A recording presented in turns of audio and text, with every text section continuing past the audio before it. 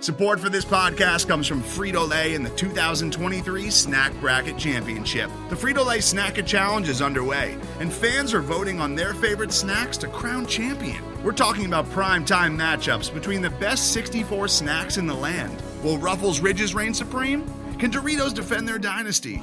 Or will Smart Food use their smarts for a surprise upset? Only you can decide. Get in on all the action for a chance to win up to $1,000 or a year's worth of snacks. Let your snacks be heard. Just go to fritolaysnacket.sbnation.com to vote and enter for a chance to win. No purchase necessary. Sweepstakes ends April 3rd, 2023. Void where prohibited. Year's worth of snacks awarded in the form of 52 coupons, each good for one bag of chips. See official rules at fritolaysnacket.sbnation.com. The Black and Gold Banneret Podcast is brought to you by Orlando Homes Express, brokered by eXp Realty, proudly serving Orange, Seminole, and Lake counties. Call 407-790-9957 or visit WeSellOrlando.net.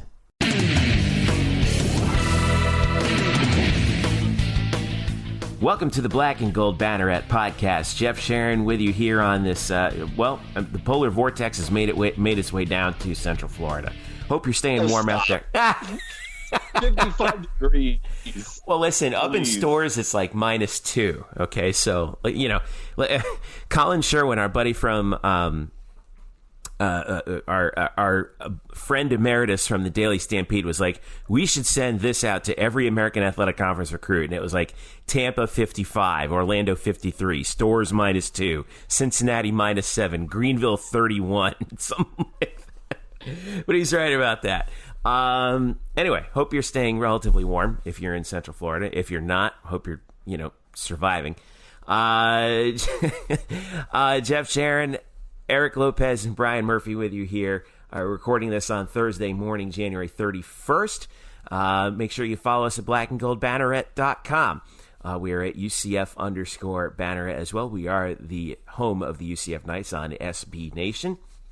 And subscribe to our podcast on Google Play, iTunes, SoundCloud, Stitcher, and TuneIn. And also follow us individually at Jeff_Sharon, Spokes_Murphy, and Eric Lopez Elo. Boys, how are you?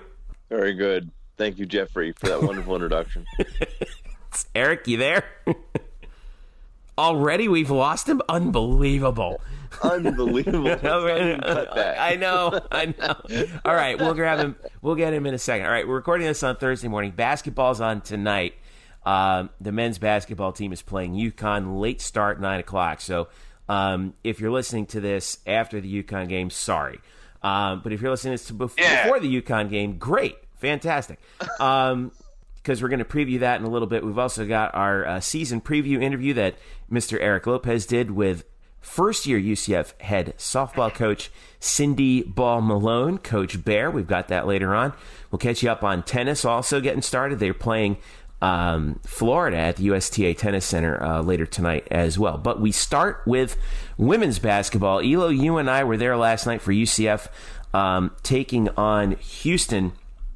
And it was a tight game, but I think we're starting to see a pattern here with UCF women's basketball.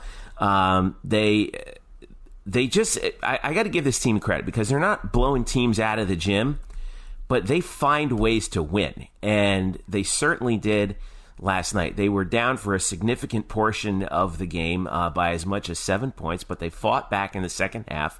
It's almost as though Randy Shannon is coaching this team in the second half because they find ways to come back, and they did. They get the win over Houston 58-56.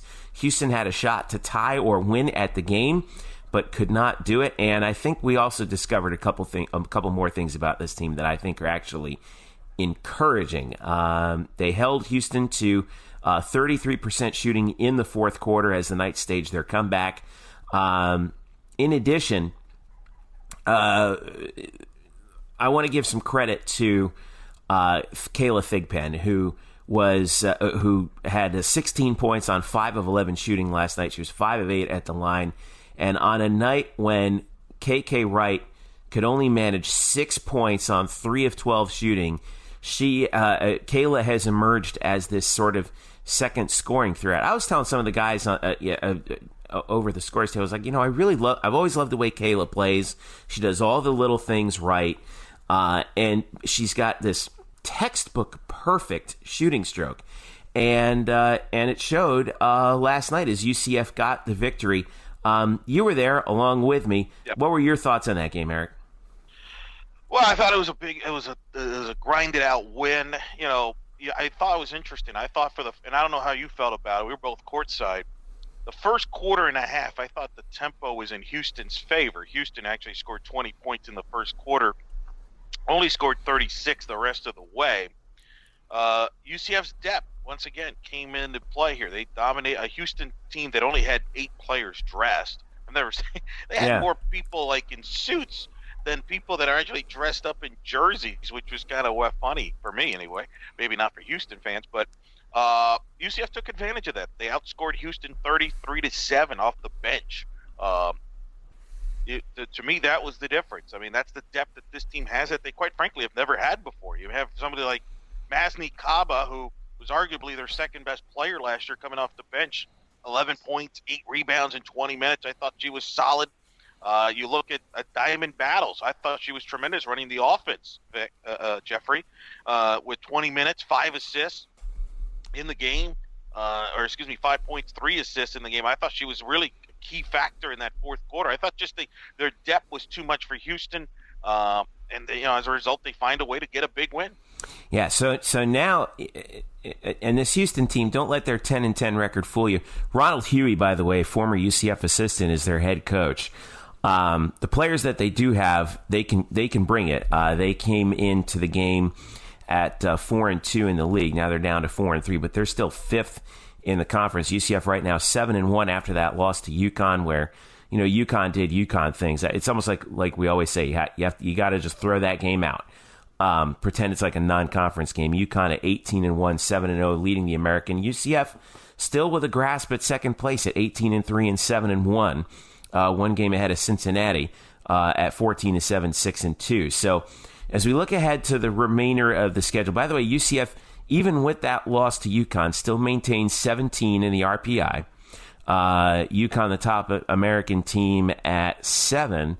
UCF is clearly second and by a long shot. The next closest AAC team in the RPI, I'm still scrolling. I'm all the way down to the 80s. Maybe that's never a good sign. Yeah, well, let me double check, because maybe I'm blind and I can't see anything. But UConn, let's see. There you go. Houston, believe it or not, is third in the RPI, third highest AAC team in the RPI at 94, followed by Cincinnati at 95. So that tells you where. In other words, it's a 2-bid league, folks. Right. It's pretty much it. And credit to UCF for what they've done to this point. And by the way, like Murphy, you were telling me before we came back on air, women's basketball does still use the RPI. They don't use the net ranking, at least not yet. So we'll see how that shakes out. But the schedule looks like this the rest of the way. Big game against South Florida on Sunday, 1 p.m. ESPN2 television, and then and then the Knights have basically a week off. The next game they play Saturday in Dallas against SMU. So as you look for where South Florida is, they've struggled with the injuries that they've had. They're 147th in the RPI. They had another injured player in the Cincinnati loss they had at home. I was watching that. Yeah, this is a bizarrely bad year for them. 11-10, 2-5 in the conference. Just not. You know what Coach Abe though and the UCF staff say is like, too bad we had these injuries last year. That's a fair point. But I guess we'll finish the women's basketball conversation with. Who is UCF's, aside from obviously UConn, but again, I almost feel like you have to throw them out at this point. They're coming to town on Sunday, February 17th. Aside from UConn, who is the biggest hurdle for UCF the rest of the way? I mean, because they don't have to deal with Cincinnati again the rest of the way, even though they're next up on that RPI. They have one more game at Houston, but by the way, I think that's significant that they don't have to go to Cincinnati, because I do think Cincinnati is the third best team. You saw them up close. I mean, they could have easily beaten UCF here in UCF. I mean, that came down to the wire. Much improved Cincinnati team this year. Well, they were a WNIT team a year ago, and they got rid of their coach, which was controversial. Gino Auriemma just flipped off, just snapped on social media, blasted the Cincinnati athletic director, basically called him a snake. It was great. It was great Gino stuff. I didn't see that. How did I miss that? Oh, yeah, no, dude, you got to Google it. It was phenomenal. I mean, Gino, because remember, the previous coach for Cincinnati was a former player under Gino at Connecticut. That's so right. Obviously, personal ties there, but he snapped at the AD. It was great. Called him a clown. It was beautiful. God, I love Gino. It's Jamel Elliott who was the head coach at Cincinnati. And I'll defend Gino in this regard. I thought she did a good job. I covered them for the digital network. I mean, they made the WNIT. And remember, last year Cincinnati didn't have a home court. They had to play up at a different court. They had to play at Northern Kentucky University. Exactly. Yeah. So that's what Gino was upset. It was a shocking move, but they're playing well right now. And so I think it's a big break that UCF doesn't have to go to Cincinnati this year. I think their toughest road game is at Tulane. Tulane's the other one that I would say could be a pesky game up there in New Orleans. But look, it's about staying healthy for this women's team. It's about using their depth, and you hope that KK can kind of get back on track, because she hasn't been the same since that ankle injury, and sometimes that takes a little while to get back on a smooth of things. I mean, although I thought, Jeff, she moved around pretty well. I don't know if it's the ankle issue or just teams now are starting to try to put more pressure on her to make other players use the ball more. What did you see from her? From my vantage point, she was Houston clearly decided that they were going to match up bigger, faster players on her, and actually. And this is a credit to Ronald Huey, because he has the kind of front court players who can guard back court players. Like, for example, obviously we talked about, Angela Harris is probably their best player, but he put Octavia Barnes at times on her. He put Sarithia Hawkins on her, who's a big guard, and they gave her fits in that game. She could not get free to get some pull-up jumpers until late when Houston started getting tired, and I think that's what that. And even when she did, she still didn't. She wasn't able to get those looks to fall. So it looked like Houston's strategy was, we're not going to let KK beat us. If someone's going to beat us, it's going to be somebody else. And lo and behold, there you go. Kayla Thigpen beat them with 5'11". 5'11" from the field, plus 5 of 8 at the line, and 16 points. And then you talk about Masni Kaba. She was able to take advantage of Houston's size differential, because she's taller than anybody else on the Houston roster. And she was getting good looks down low. She was also creating some looks down low. Her footwork is so good on the interior. So she was 4 of 10. Actually had a couple of shots that she probably should have gotten, 11 points and 8 rebounds. And I think that was the real difference. Brittany Smith, also the other big for UCF, was 4 for 4 from the field for 8 points. So your two primary scoring bigs combined for 19 points.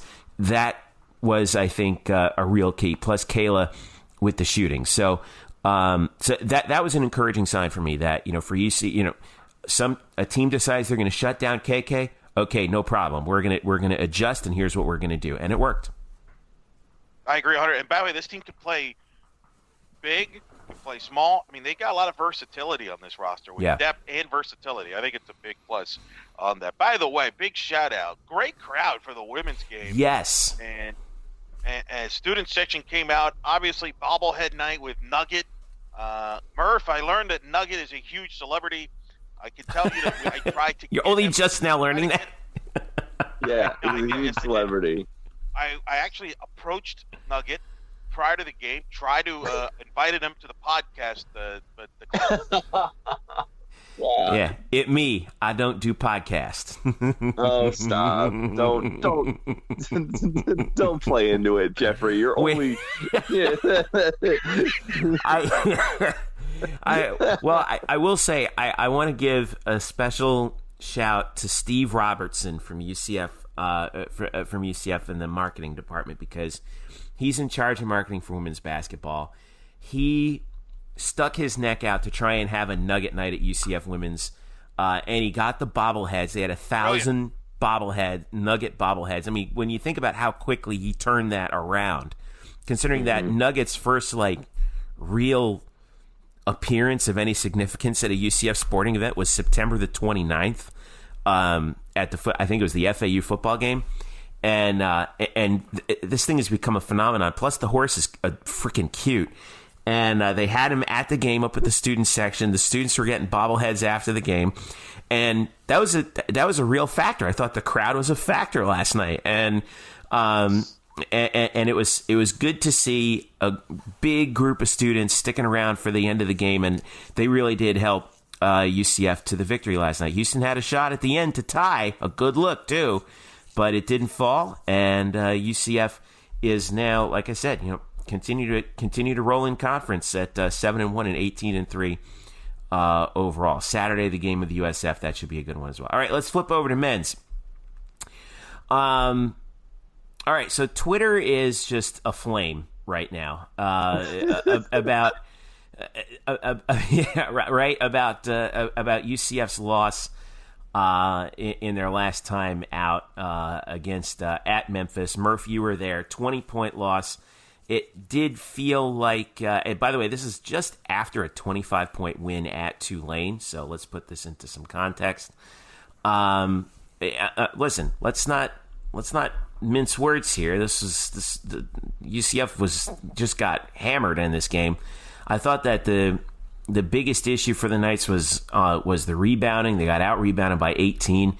I went back and I looked at the numbers. I got a piece up on Black and Gold Banneret that I put up just after yours, Brian, about the rebounding percentages and how UCF has fallen off in the last from their last full year with Taco Fall in the lineup, and how their rebounding percentages of both offensive and defensive are really a problem. In this Memphis game, Brian, 77-57 was the score. Memphis actually rebounded more of their own shots than UCF got defensive rebounds. Like they had more offensive rebounds than UCF had defensive rebounds on Memphis shot. I mean, that will cause you to lose. There's no doubt about it. And people can scream about the free throw shooting all they want. I think the rebounding thing kind of is an issue. I'm not panicking as much as the other people on Twitter who are, for some reason, calling out Johnny Dawkins, saying that he's not emotional enough. I'm like, what do you want? The guy from... Did they not see him yelling at his players? Right. And, tell him to keep the ball early in the Memphis game? Well, also, do they think that him running around like Bobby Knight throwing chairs is going to cause the team to rebound better? I mean, I'm not quite ready to panic. I recognize that there are some issues, but I'm not ready to panic. And I'm assuming you're probably proud of me for that, right? I'm almost a little surprised, Jeff, pleasantly so. I appreciate your restraint.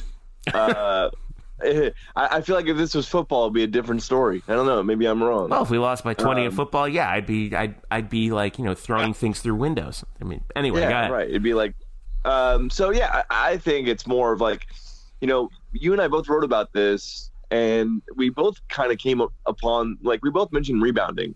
But I sort of came from it from an energy perspective, because that's what all we heard about after the game. And when we talked to the guys yesterday being Wednesday, at practice, Memphis came out for that game looking like a team that needed to win. They had just lost a bad game at at Temple, where they had a bunch of turnovers and mistakes. And so Penny Hardaway had obviously spent the week leading up to the UCF game really getting into his players and telling them they need to play better. And they took that sort of motivation and they put it up there on the court. And they hustled more. It just looked like they were running everything at a more energetic, more enthusiastic tempo than UCF was doing. And I think the player, BJ Taylor, certainly acknowledged that after the game. I think Johnny Dawkins has done the same thing this week. They just didn't come out with the right energy, and that leads over into rebounding, because the rebounding is about effort. It's about getting loose balls and being there for shots and crashing the glass. And so I think it all sort of weaves together that this team, UCF, just could not match Memphis's intensity on Sunday. And one of the ways, maybe the chief way that played out, was the fact that Memphis got to more loose balls, and they got to more balls on both ends of the court. And so now they got to come back, and I think you're going to see a different team, certainly tonight against UConn. Did you think, I mean, you were there in person. Like, is Memphis underrated? No, I think Memphis, and you'll get this feeling from not only talking to the beat reporters, which I did, but then also watching them play on the road. Memphis is an entirely different team at home and on the road. They really are, and so this is actually borne out through evidence. Last night, Memphis played yesterday at Tulsa and lost by 16, and we're down by 22 in the first half. There's something about playing in the FedEx Forum that makes Memphis a tougher team, which again is going to be a problem come conference tournament time, because that tournament's being played in the FedEx Forum. But we'll get to that. Well, I think Memphis isn't underrated. I think Memphis is what it is. They're a good team, but they can be really, really good at home, and on the road you can kind of take advantage of them. By the way, if anyone around here can figure out Tulsa, give us a call. Let us know, because I can't figure that team out. I can figure them out. I can figure them out. Go ahead. No, look, I'm going to back Murph's point up here on Memphis. Right, ready for this? This is a trend here. Okay. Memphis 11-1 this year in the FedEx Forum, 2-7 away from the FedEx Forum. Tulsa, you mentioned what's going on with them. They are now, Tulsa, 11-2 at home, which includes wins over Memphis and Kansas State, by the way, at home. Mm-hmm. Away from Tulsa, 2-7. Right, but they did. We needed to, they had a shot to win that game against us at home, and couldn't get it to fall. By the way. So do we get credit for that win since they beat Memphis, or do we still stink according to the fan base? I don't know. Maybe But anyway, what's the most pessimistic version of that? That's the one the fan base. Wichita State. No, I'm gonna give you a trend here. Wichita State 7-3 at home, 2-8 away from home. You're seeing the trend I'm going with. South Florida 11-2 at home, 3-4 on the road. My point is, you go through across the board in college basketball, about 75-80% of the country, teams can't win on the road. They just can't. Mm-hmm. They're a home. Everybody wins at home. I mean, college basketball, more than any college sport, has a huge home court advantage for various reasons. The atmosphere, it's tough to win at those places. We've had Jeff Taylor Young on this show, and he talked about how Memphis was the hardest place for him to play, because they had to adjust to an NBA arena, the background and the rims and things like that. It is different. And then Memphis, when people are supporting that program, they could pack up to 20,000 there. When things are really cooking. And Taylor had to play them during the Calipari era. So it's not easy to win on the road. And I think you both brought up great points in your respective articles. I do agree that rebounding is a huge issue with this team, because I've noticed their defense has slipped a little bit, and part of defense is rebounding. And you mentioned it, Jeff. They gave up a ton of offensive rebounds, and rebounding is the last resort on defense. You can play well defensively for 20 to 25 seconds, but if you don't get a rebound, it doesn't matter. And I think that's been one of the issues with this team, is they're giving the other opponents too many opportunities offensively. And then turnovers. I mean, Memphis is number one in conference at forcing turnovers, I believe, and up there in steals as well. And that, UCF didn't handle that. So I think it's a combination of a lot of things, and it was a bad night. I mean, there's no question about it. It was a bad performance. They got, and I'm fascinated to see how they respond at home against UConn, as Murph says, because again, everybody plays at home. And for everybody that's complaining, by the way, Cincinnati, who I think is one of the best road teams in the country, they actually win games on the road. You know who Cincinnati's only loss in conference was to? Temple. At East Carolina. At East Carolina, yeah, that's right. So for all those people that were tweeting at me about, you can't lose to teams like this on the road, like, get a clue, clowns. That's what I was. Yeah, that's what I wanted right there. Somebody take a drink. Right. I never thought that the loss was like like you just can't lose at Memphis. Like, no one would say that, because it's a tough place to play. Yeah. I looked at more of it as it's just a missed opportunity, because UCF has a good record, but what's really backing up that record isn't a lot of big quality wins. Alabama right now is probably their best win. It's a quadrant 2 win. Memphis would have been their first quadrant 1 win. And they missed it. So now they need to really take advantage of the things that are left on their schedule. I will say 3 things about UConn before we dive into the game that dovetails really nicely with what we've been talking about. UConn in Connecticut this year, either at the Gamble Pavilion or the XL Center. They've kind of been splitting their home schedules to two different arenas. They're 11-2. Outside of Connecticut, they're 1-6. Mm-hmm. But last time they faced UCF, in which a game UCF won in Connecticut, first time in program history, UConn famously beat UCF, shut out UCF on the offensive glass, 17-0. Man. And still UCF won in fairly convincing. Yeah. So wait, let me ask you guys, Murph. I'll start with you on this. Do you think this is an issue of just maybe we're not athletic enough because we play big and other teams maybe play smaller? And because I thought Memphis was quicker into the ball. Do you think maybe there's some adjustments to be made? Can UCF do they need to play smaller? What I mean, that's the thing that's interesting. I don't know what you've heard. Why? They're not rebounding better. That's really because you would think with the height that you have, you would be a better rebounding team. But I just don't see it. And Jeff has brought up Taco's numbers are way down this year. Some of it is foul trouble, and I think some of it too, obviously, is his free throw shooting is so not good that I think sometimes Taco maybe tries to avoid having the ball. But what do we have a reasoning why we're struggling rebounding? Nothing we've heard from the coaches, but I could definitely give you at least a few things that I know. A couple things that I think play into this. One, yes, they play big, and because they have Taco, they send Taco every time he's in the paint or whenever he touches the ball, he's going to get doubled and triple teamed. So that sends a lot of the opposing members of the other team under the rim. So they're there underneath Taco. And UCF, so there's a 3-1 mismatch there. Even with Taco being 7'6", if a ball bounces a little outside of his reach, he's not going to get there because he's not quick enough. And that sort of leads me to this. UCF has really struggled against quick teams this year. They struggled against Memphis. They struggled against Georgia Southern.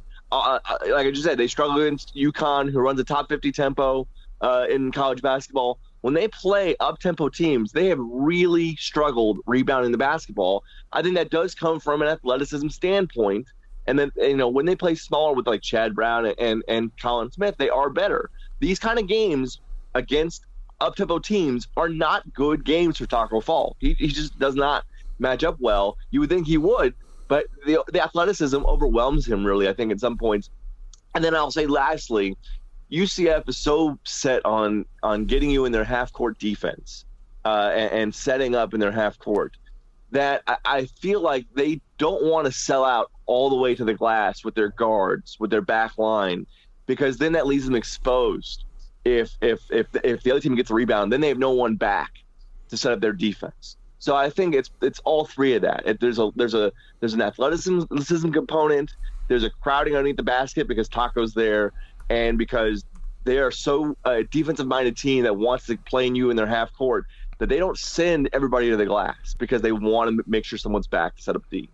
I think one of the other factors too, because I went back 2 years ago when I made that little sort of mini analysis, and because that was Taco's last full year. And one thing I didn't realize, and I'm really curious what you think about this, Murph, is 2 years ago UCF had Matt Williams. And he was such a threat from beyond the arc that you couldn't collapse on the interior and defense because you just leave him open and he would make 10 threes a game.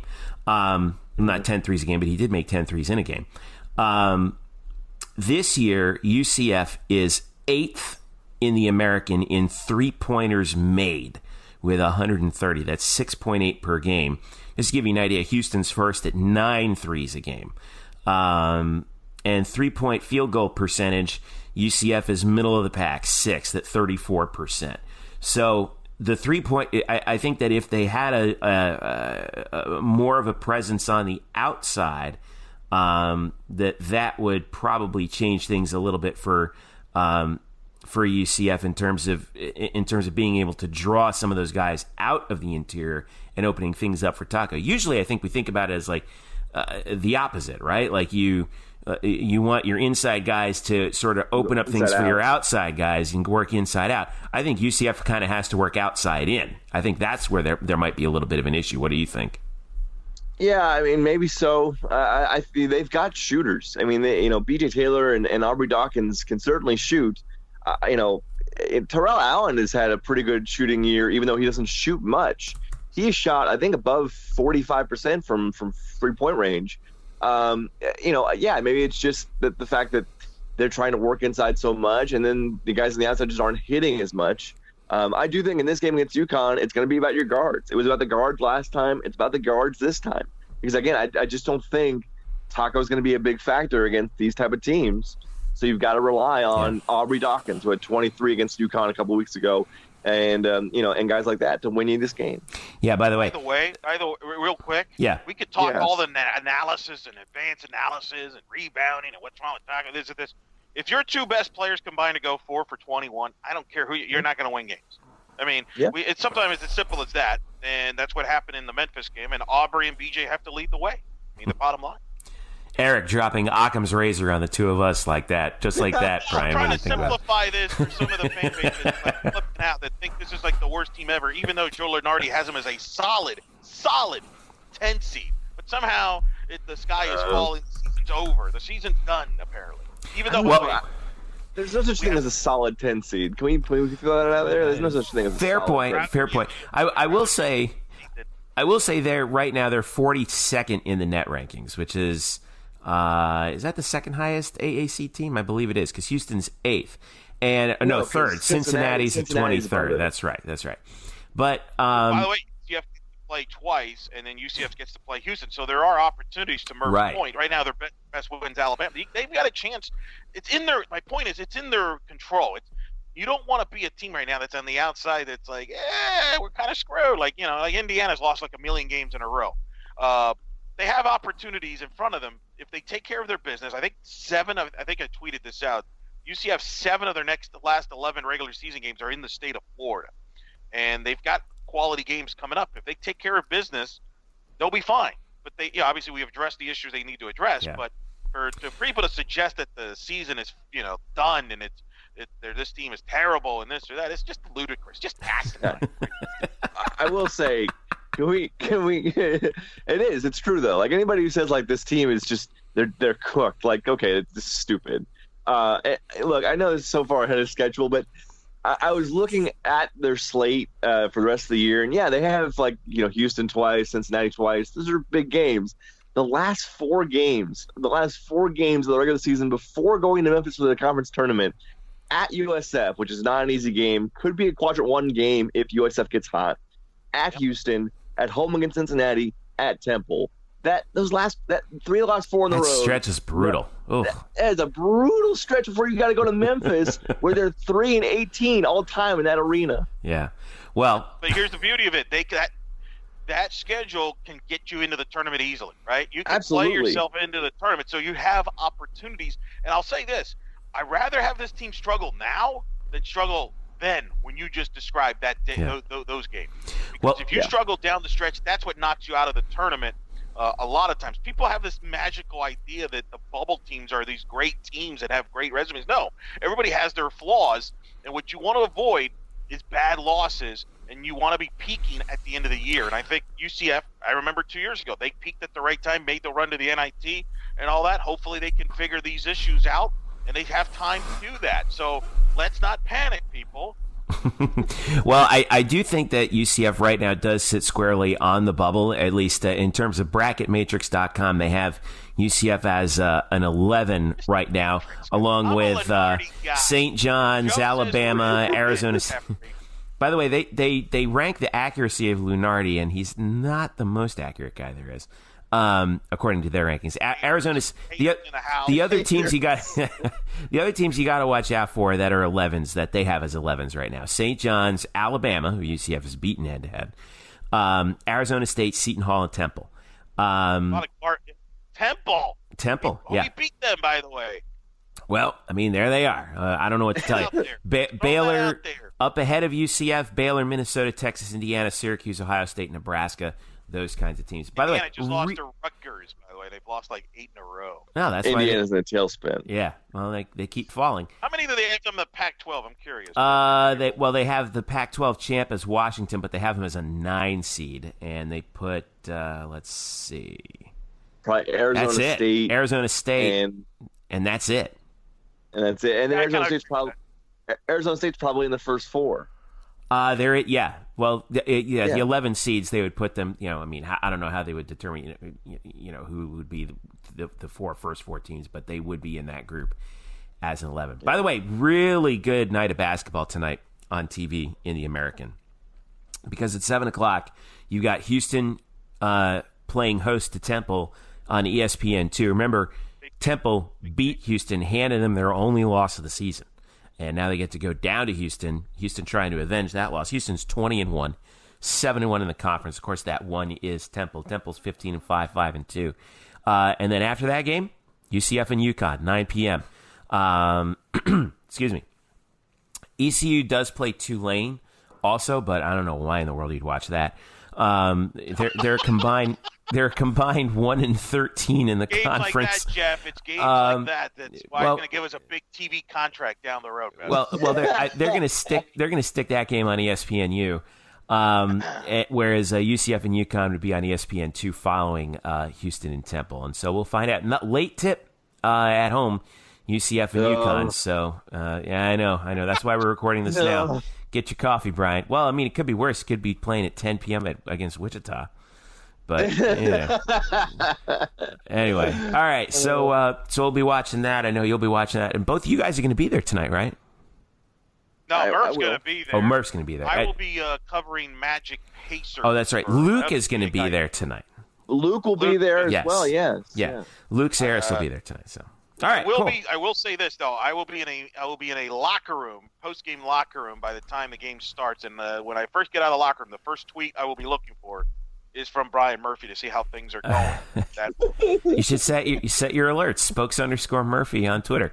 All right, that's that for basketball. We're going to take a break. Stick around. Coming up next, Eric Lopez, his interview with Cindy Ball-Malone, Coach Bear, coming to UCF. The second head coach in UCF softball history. He interviews her on the brink of her first season at UCF, and we'll wrap up some other stuff with UCF tennis as well as they roll through into the beginning of their schedule. Stick around. Black and Gold Banneret Podcast is back after this. The Black and Gold Banneret Podcast is brought to you by Orlando Homes Express, brokered by eXp Realty. Sam Unger and his team at Orlando Homes Express proudly serve Orange, Seminole, and Lake counties, specializing in buying, selling, and new construction. Sam is a very proud UCF graduate, class of 2006, and he's got a special deal going on right now for the 2018 UCF football season. Night fans, in honor of UCF's 25-game win streak, Sam is running a special for the whole month of December. If you use him as your realtor to buy or sell your home, you'll receive up to $2,500 at closing. So, if you're ready to buy a new home or sell your current home, upgrade or downsize, Sam and his team have you covered so you can find the right home at the right price in the right location. So give them a call right now at 407-790-9957. Again, that's 407-790-9957. Or visit them on the web at WeSellOrlando.net. Again, that's WeSellOrlando.net. You can also reach them on Facebook at Facebook.com/WeSellOrlando. Get in touch with the Orlando Homes Express today and make finding your dream home a reality. Eric Lopez here, and when you're not listening to me on the Black and Gold Banneret Podcast yelling at Jeff Sharon or talking baseball with Brian Murphy, you can actually listen to me on another podcast with a fellow UCF alum, a lot smarter, Victor Anderson and I, as we host In the Circle on Fast Pitch News twice a week, Mondays and Thursdays. We cover all the world of softball. So if you're UCFA, we talk UCF, we talk how Coach Gillespie's going to do at Iowa. We talk all the topics in college softball, pro softball, and international softball. So give us a follow on In the Circle SB on Twitter and on Facebook. It's In the Circle on Fast Pitch News twice a week on the podcast. Check us out there. Back now to the Black and Gold Bannerets. All right, welcome back to the Black and Gold Banneret Podcast. Jeff Sharon, Eric Lopez, Brian Murphy with you. blackandgoldbanneret.com. We are SB Nation's home for the UCF Knights. We are at UCF_Banneret on Twitter and Facebook.com/Black and Gold Banneret. All right, UCF softball. For only the second time in program history, UCF has a new head coach. Obviously, Renee Lourdes Gillespie moving on to Iowa after 2 decades at UCF. And that is some big shoes to fill. But if anybody can fill them, it's UCF's new head coach, Cindy Ball-Malone, who comes over from Boise State, where she coached the Broncos to one of the nation's top offenses last year in her time. And she's she definitely fits the profile of a UCF coach, a hot young coach with offensive chops coming in. Interesting because she was a pitcher when she was a player. She was and she is well connected in the softball world. Eric Lopez, you sat down with Coach Bear, as she's known, and she gets into why that's her nickname in a little bit. But give us a little preview of your interview here as we get ready for as we hear from her heading into the 2019 season. Yeah, I recently just had a chance to go by the complex and sit down with her for a little bit and talk about how the transition was going in her first year, coming over from Boise State, where she built that program from a bottom team in the Mountain West to an NCAA tournament team. You mentioned she was a pitcher. She was actually a two-way player at Pacific, an All-American, and then went on to be in a coaching career, was an assistant under Heather Tarr at Washington even before going to Boise State. She talks about in this interview why her nickname is Coach Bear, because I know people like Murph has been asking me off the air about it. So you get the answer here. And talks about the transition, a team that's led by Aaliyah White, Cassidy Brewer, as well as a famous high school teammate. That's all coming up here is Miss Cindy Ball-Malone here on Black and Gold Banneret. All right, Coach, the season is just around the corner. How are you feeling here as you get set here in your first season here at UCF? Well, I'm excited. I feel very comfortable as far as where we are at getting settled in, and I know we have still some stuff to work on. And we brought the girls in early and did a spring training type deal, and had the opportunity to play a national team. And I'm excited to see their commitment to what we did, because I know it's something different than they've ever done before. And I mean, they worked some long hours, and they stayed very focused and had good attitudes about it. And so it's very welcoming for them to kind of go with some of the ideas I have. And, you know, they say, okay, we're going to go with it. It's different. It feels uncomfortable a little bit, but we're going to go with it. And so I think going into season, you know, there's going to be things that we're like, okay, we're not so prepared in that area, or but we're going to do our best to make sure that we're prepared in the things we are focusing on as a team. For 4 or 5 months it could seem like a lot for training, but it's still getting to know each other, getting to trust each other. And so I think if we all understand that this is a process, and we're building to get better by the end of season, you know, and we can stick to that and not get distracted by things. I'm excited to, you know, attack the season with that in mind.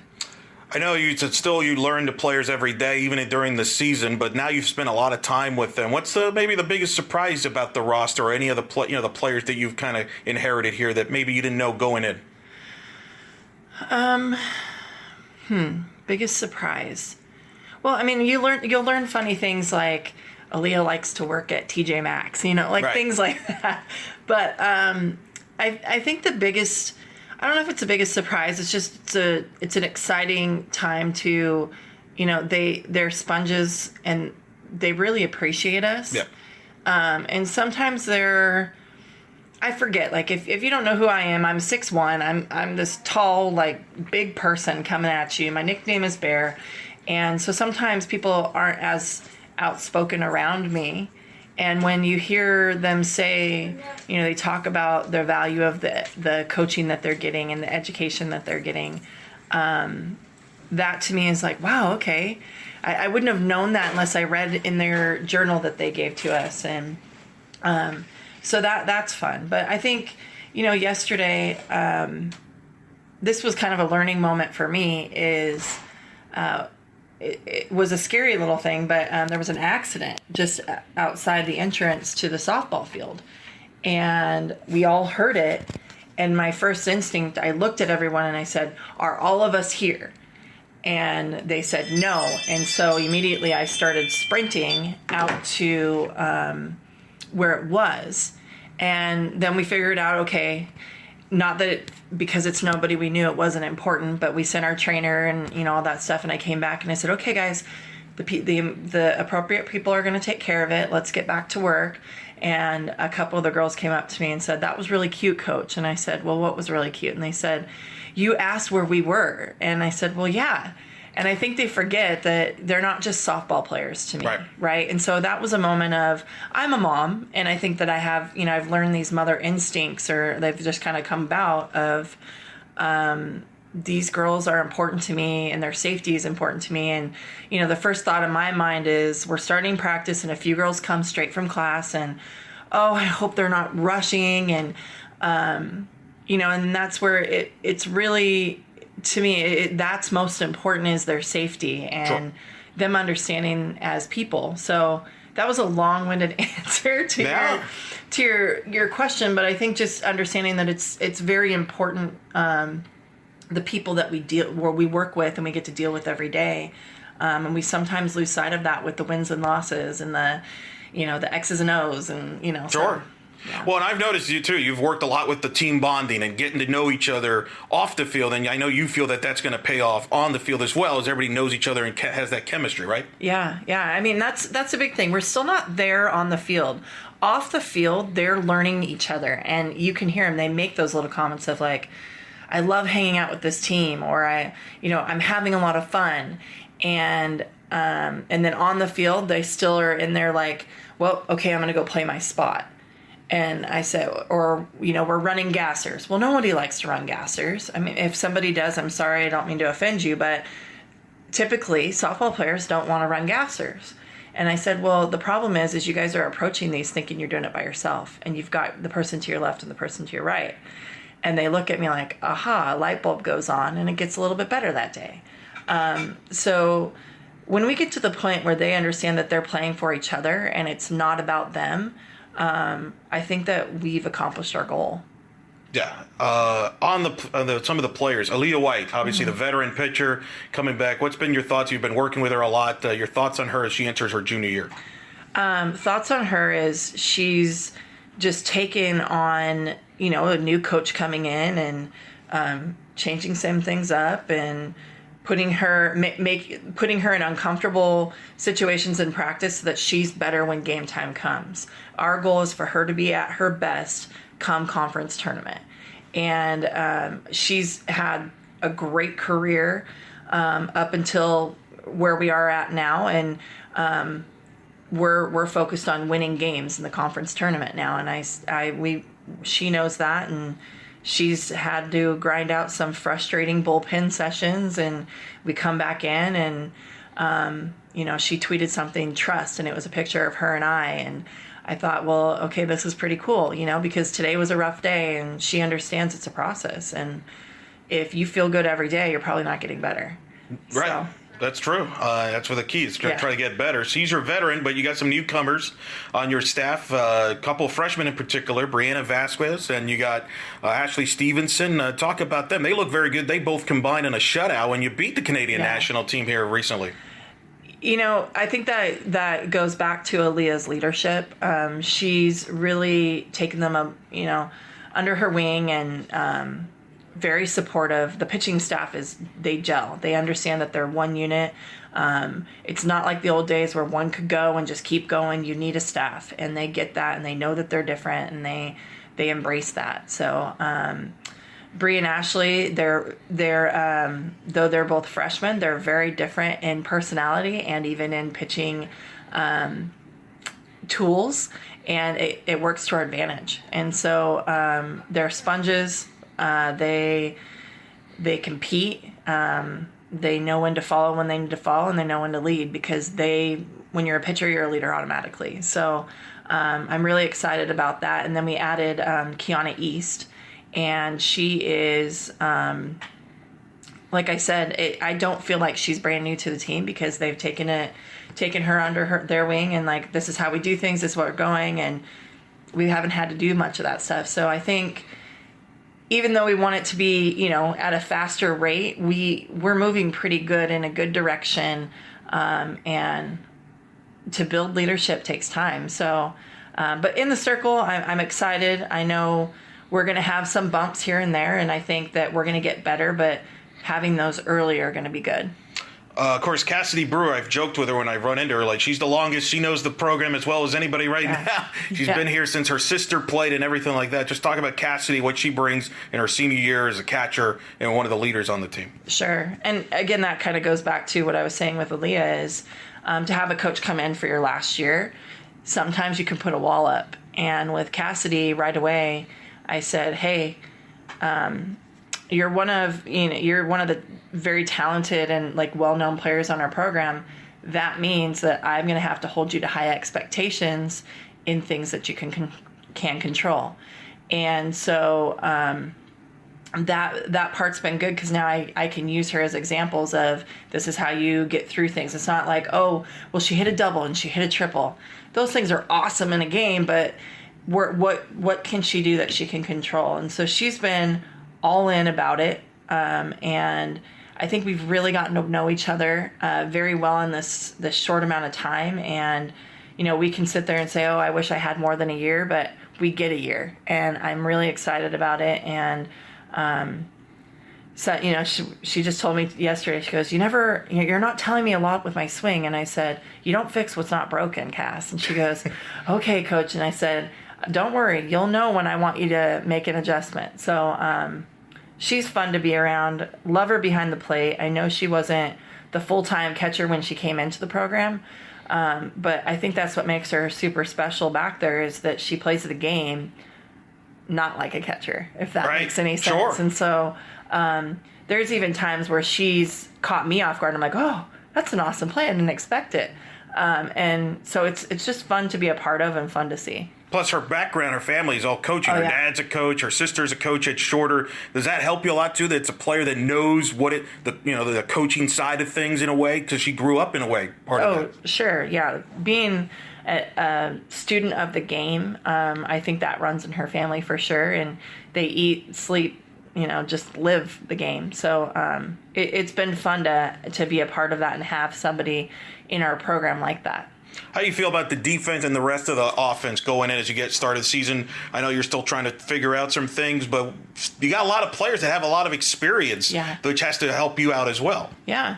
I think the biggest thing, again, is, they've learned a few new things, just like how to approach the ball and, things like that. And so sometimes when we learn, we might go down a little bit and then, we get back up. And so right now we're figuring ourselves out and where we all fit. We might see some people in different positions, but we're trying to work those things out.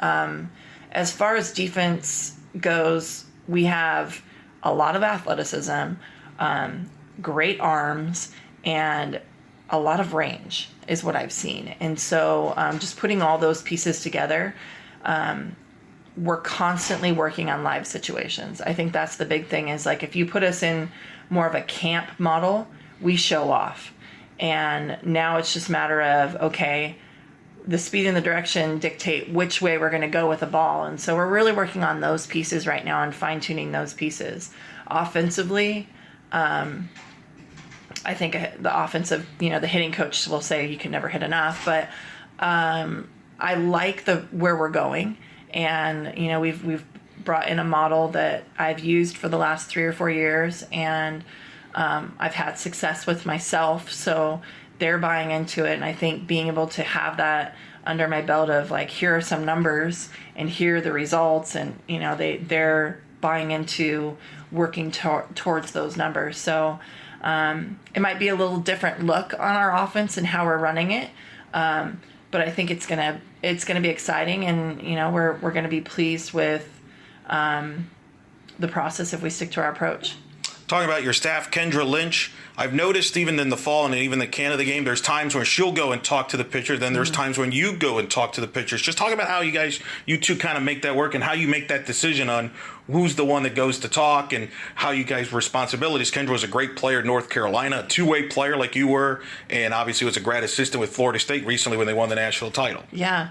I think that's more just gut, right? So that's where we've really dug into the players have routines, and if they get out of routine, maybe that's just a situation for Kendra to go talk to the pitcher alone. And then if I see that the defense needs to be calm, or we need to, maybe we need to like light a little fire underneath them, that's probably, more of a head coach conversation. And so I think it's more of a gut and a timing that we decide. It's not like, well, we have this determined or this determined. But Kendra knows the game very well. She's played at a high level. And the thing with Kendra too is she's one of those that can just see ball, hit ball. Like very simple, intelligent person, right? You got to be intelligent to graduate from North Carolina and get your master's in a year, but has the ability to be simple. And so when that time comes, we utilize it. And then when the time comes that, it's got to be that stern, like, here's the head coach. Let's reset. That's where I kind of come into play. So there's no egos here. It's really however we can get it done in the quickest time, faster than the game requires us to. You got Jen Salling as a volunteer coach, who's now once again is going to be on the Canadian national team in 2019, national champion at Washington. I think you coached her too, or Victoria Haywood, when you were at Washington under Coach Tar there. Talk about Victoria, who's going to be your director of ops, and then Jen is a volunteer. Yeah. So having Jen, with her, it's a unique situation because we get her part-time. She made it very clear, and we had the understanding that training is a main priority for her. But understanding her knowledge of the game and her education of the game and just her experience, she brings a lot to our program. And it doesn't hurt when she can get out there and show off in front of the girls and they're like, okay, that's what I want to do. So having her here and having a good set of eyes, it allows me to kind of step back because she speaks my language. She knows the expectation, and I'm able to step back and kind of see the whole picture. And be a true head coach instead of having to, okay, I'm just the pitching, or I'm just the offense, or I'm just the infield. I'm able to see the entire thing. With Victoria on staff, again, she's been a coach for 4 years and now has kind of taken a different role so that she can have her training in mind, but still be a part of us. And so she is a set of eyes, right? She can see things and help me. She doesn't have coaching roles, but huge knowledge of the game again, and just when with video and things like that, she catches things on film that maybe just your typical video person wouldn't think about filming. Like we're doing a drill of covering steals, and she's got the angle exactly of like, hey coach, here you go, and I look, I'm like, yep, they're not getting the position I want them to.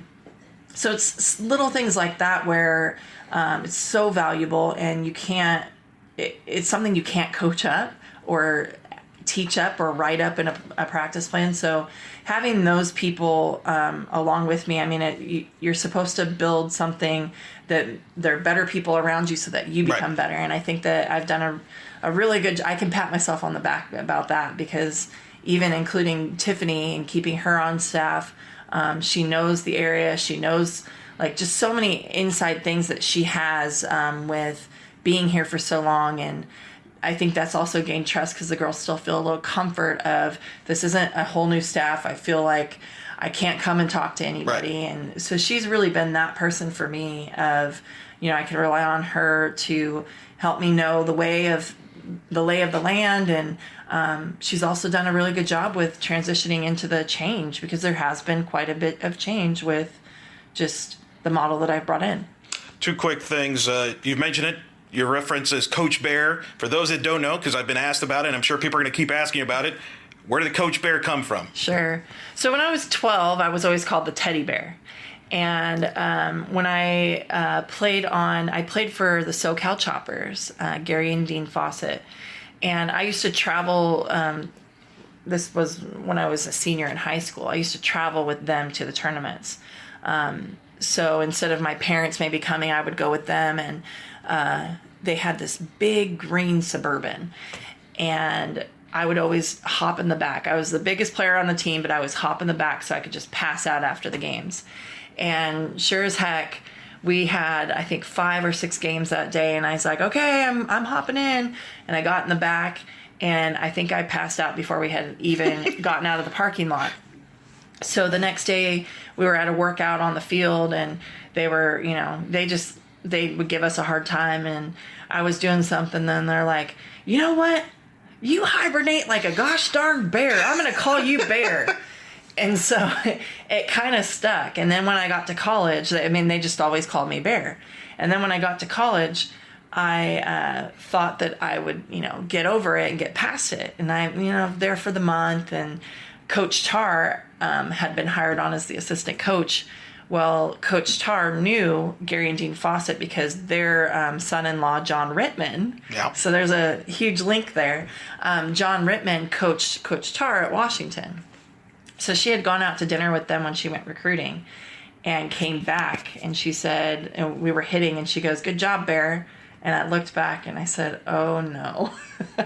So it's kind of stuck ever since. I got away from it after playing and coaching at Pacific, because everyone called me, it was Bear Ball, Bear Baller, Bear, all of those things. And then when I went on to be a head coach at the junior college level, I just wanted to be Coach Ball, because I thought it was more professional and cool. Sure.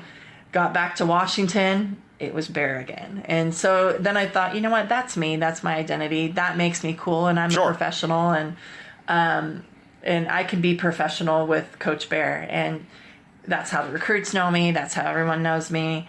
So it's just kind of stuck. I can relate. Everybody calls me Ela. I don't know how it happened. It just started, so you just can't stop the wave. You know? You can't stop the wave. Quick, Jessica Mendoza, you played with in high school. I did. So we were just talking about this. We started out our freshman year, we were trying out for the team, the high school team, and we're like, how are we going to make varsity? This team did really good last year, and there's only 2 positions open. And at that time, I was kind of a catcher, first base, shortstop, outfield, and I would pitch a little bit. And pitcher and catcher were open on the team, and I said, Jess, I can pitch, so you catch. And sure as heck, we were pitcher and catcher freshman year. Didn't think we were going to make the team. We were hitting third and fourth. We were the pitcher and the catcher. We were, I would say, the true battery of the team. And so, it's just funny. We were just talking about it when we got to meet up for dinner the other day. But what a true teammate and competitor. That lady has trained. I used to say, let's not go to your house because your dad makes us do power cleans during, commercial breaks and things like that. But that's why she is who she is. She's always worked so hard, and she has such a passion for our sport and just for women in general in sport. Yeah, she's tremendous, and now she's a good hookup for baseball tickets, right? Yeah. Well, Coach, wish you the best here in the first year. I know the season's going to get underway. Good luck, and we'll be certainly talking down the road. Thank you. And thanks to Coach Ball-Malone for joining us here on Black Gold Banneret. And, of course, UCF softball season gets underway. Believe it or not, I can't believe it. A week from today, in fact, it's a week from tonight, they host Ole Miss, part of a big marquee tournament. They got Ole Miss, Minnesota, Ohio State, part of that field in the opening weekend of the tournament. Of course, that Ole Miss opener Thursday night, 6:30 as of now. But, it's going to be interesting with Sydney Ball-Malone there, Jeff. Of course, she mentioned her philosophy offensively. Remember, Boise State was number 1 in batting average last year in college softball. So she has her philosophy as offense, as well as her pitching, and it'll be interesting how that translates to UCF. I'm not suggesting they're going to hit that much, considering the ball with the altitude and everything out there. But, that's going to be part. She mentioned that a little bit in the offensive side of the thing. So should be interesting to see how things go. And now we know at least where we can get baseball tickets. She's got to connect to it, Jessica Mendoza. Well, this is a pretty good field, by the way, for this Friends of Jacqueline tournament. By the way, they played this, I think, over in Sanford last year, I think, when they played this, right? Correct. Or something like that. So, or Altamont Springs. Yep. So this year they're playing it at UCF. And here's who you got coming in. You got Ole Miss, Minnesota, Ohio State, George Mason, UNF. Really good way to start the season. Then they go to that Puerto Vallarta College Challenge. Washington's on the slate. Mississippi State's on the slate. Tournament team. Yep, and then they come back home for Coastal Carolina, Pitt, Penn State, Louisiana Tech, and the Knights Classic. And then they have one more tournament, which includes Florida State. They actually play 2 games against Florida State at the beginning of March before they begin the home slate. They go up to Florida, by the way, and one last tournament also in March down in Clearwater, where they got a couple other teams on the slate as well. So pretty busy slate for UCF. They start the conference play March 22nd against UConn.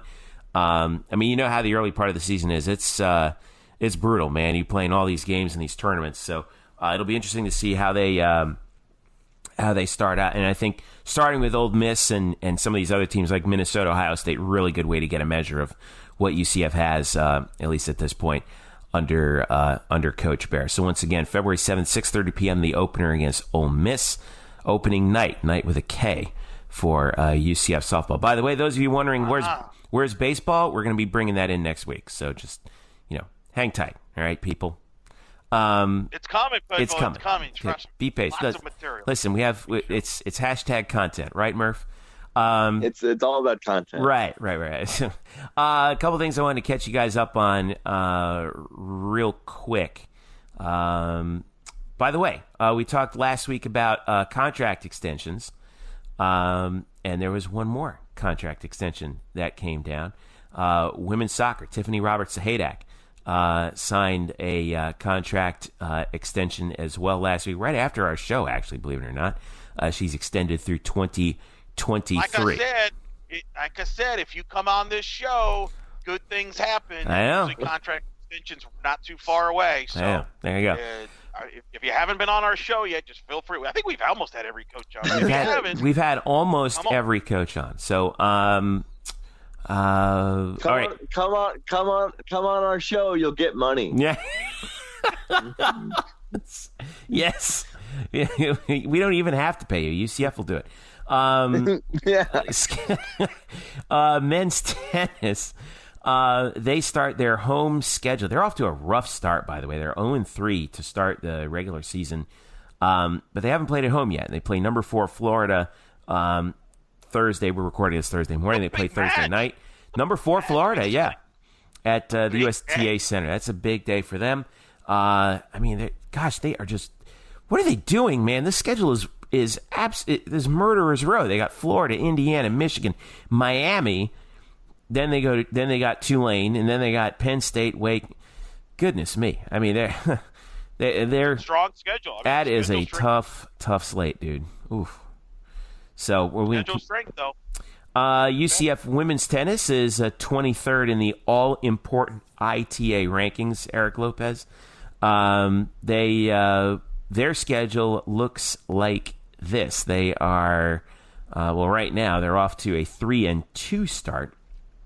They split ITA kickoff weekend up in Evanston, Illinois. They lost 4-3 to number 20 Northwestern, but beat number 23 Tulsa 4-1, and that's a conference matchup. So they're back home on Sunday, February 3rd at noon to face Baylor, and then they have the ITA National indoors February 8th through the 11th. So some individual matchups taking place there. That'll be fun to watch before they go on a little like mini SEC road trip. They're at Alabama on the 15th, at Ole Miss on the 17th, before they return home for Georgia State on the 21st. So, again, UCF women's tennis is trying to maintain that national standing as they roll through their season. All right.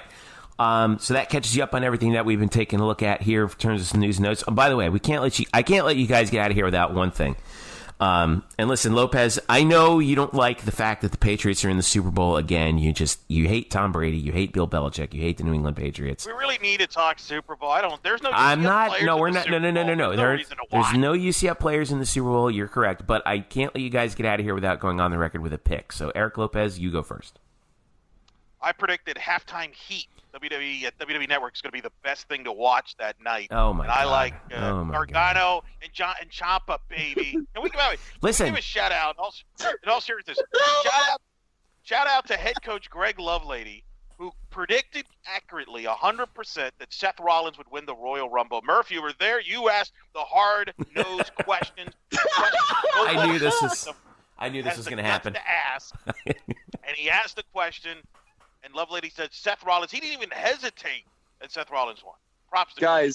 guys, I've gone through 6 or 7 years of formal journalistic education. I've submitted my graduate thesis. You know, I've done hard-hitting investigations.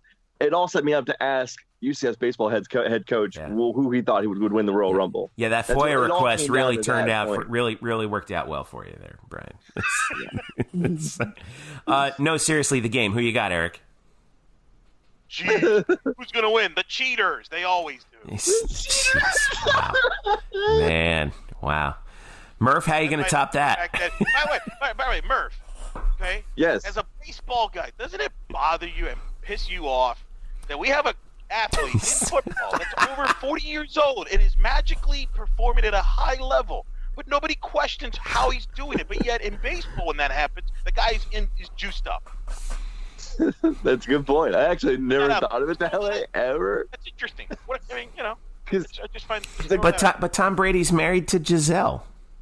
He's the golden boy. He's the golden boy. How dare you cast aspersions on the great Tom Brady? He's doing it because he's on the TB12 diet. I know. He eats like arugula, and that's it. You know, I mean, it's no Rams. I will. Murph, you're Mr. Pro Football Fantasy guy. Who you got? I never rooted for the Rams growing up, but I will support my Los Angeles roots by going for the Rams. Be miserable for you, LA and Boston again, Murph. I know. Well, it is kind of LA and Boston. Also, I'll just go for the Rams because it's always fun to see the Patriots lose. As a Giants fan, we know something about that, or two things about that. Exactly. I'm rooting for the Rams. I think the Patriots are going to win. Of course. That's not bad. But I don't know, man. All right. Glad we got that out of the way. My, you know what I'm looking forward to? Orlando Apollo's opening weekend. That's what I'm looking forward to. Yeah, that's not this weekend, but the following weekend. And we'll probably dive into that a little bit more next week as well. And we'll be previewing also some of the UCF players that you'll be seeing in the AAF as well on our site, Black and Gold Banneret.com. Eric Lopez, what are some of the things you've been working on in addition to our UCF Hall of Famers series that we've been going on? We got a bunch coming for you this coming week, right? Yeah, that's what we got. I mean, it's going on, and obviously, we're Hall of Fame. UCF's bringing back the Hall of Fame, ironically enough. So we're bringing out football players and other sports, and who we think could be worthy of the Hall of Fame, if not in the near future, real down the road. So we're going to be working on that. I'm also going to be working on some of the TV numbers.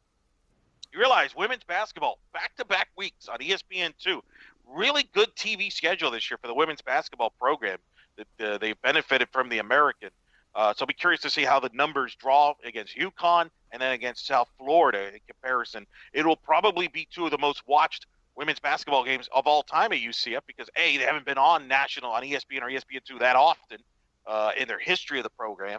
And so the attention's there. So we talked a lot about football and about the exposure with the TV, and the women's basketball program has gotten a ton of exposure. Believe it or not, they've been on ESPN2 more than the men's team to this point.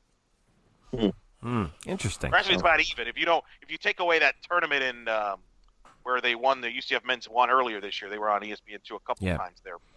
Murph, in conference play, the women's been there. Murph, what do you got? I got things with words, but now that that's out of the way, can I I have a point that we missed in our UConn preview. Okay. You might remember back in the first meeting, Alterique Gilbert was the leading scorer for UConn. He was really their best player in the first half. UConn attacks you with three guards, Jalen Adams, Christian Vital, and Alterique Gilbert. They give them about 60% of their scoring offense. And Gilbert was the number one scorer in that first matchup. He probably will not play tonight.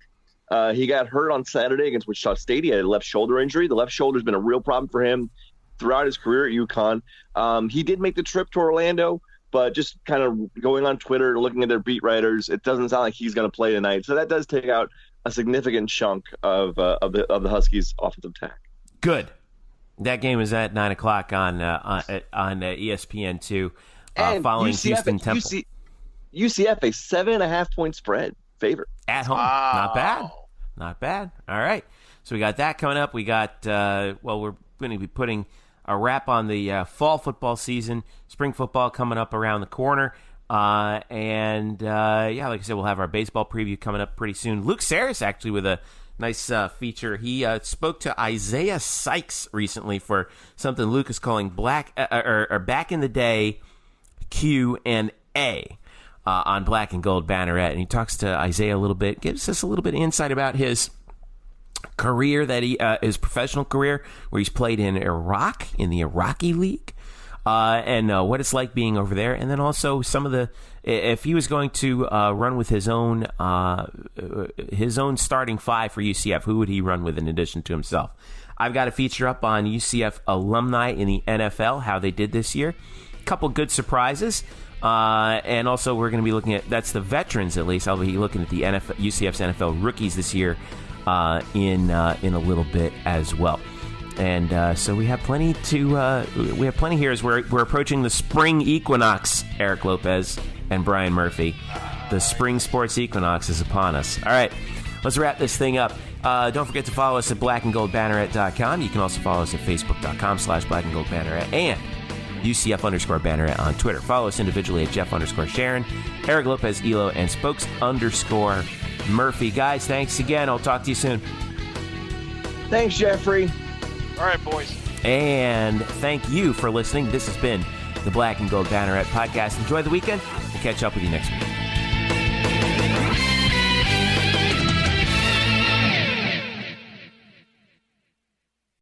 Today's episode is brought to you by Cars.com.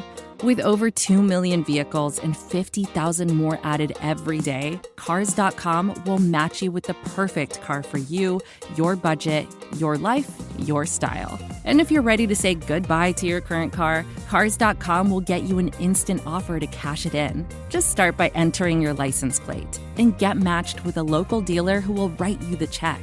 So whether you're looking to buy or sell, just go to Cars.com. It's magical.